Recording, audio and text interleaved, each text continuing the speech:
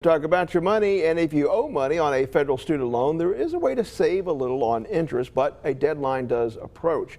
Financial expert Dr. Stephanie Yates with the UAB Collette School of Business joins us now to explain. Good to have you with us this morning. Thanks for having me. All right, first of all, let's start off with the borrowers. How can they get a bit of relief here? So it's all about setting your payments to auto pay. And that trend, or the number of people who do that, has actually declined significantly since the pandemic.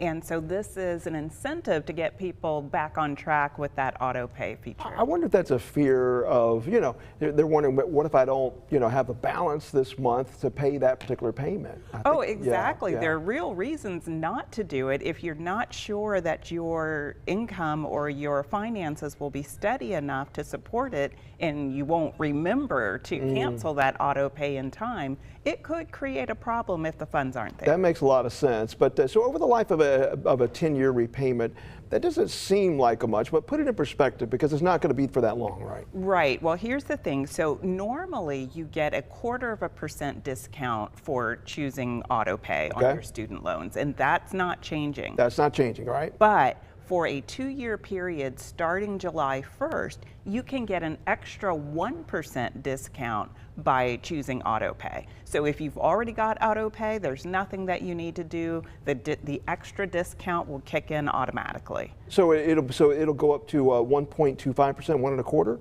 If you had the one, or just a full one? Okay, I just want to make sure we clarify that. So again, talk about when it starts, though, and also you mentioned if you're already enrolled, you don't need to worry about it. But talk about the deadline people need to be aware of again. Right. So it starts July 1st, meaning you can go ahead and choose auto pay now so that you will get that discount immediately. But you have to make the election by September 30th in order to get it. And if you miss that deadline, even though the discount lasts for 2 years, there's no late admissions to the program. All right, so you got to take action now. But what if a borrower is watching and they're in default?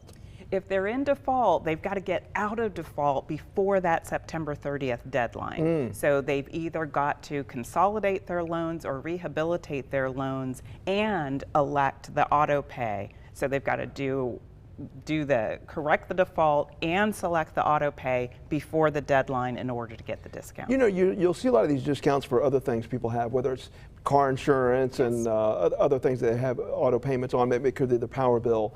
Do you recommend that, though? Because you can get a bit of a discount if you do that. I absolutely recommend it if you have the funds. So if your income is stable, if your banking relationship is stable so that you know you'll have the money there, then I absolutely recommend it because it's easy money. But if you have variable income, if you have insecurity related to your income, your employment, then maybe it's not such a good thing, because if that money isn't there on the day that it's scheduled to come out, you could create other problems for yourself. All right, some simple practical advice, but if you're in that situation for your federal student loan, you certainly want to take advantage of that discount if you can. Dr. Yates, thank you. Thank you. All right, still ahead now, it's time to ask the pet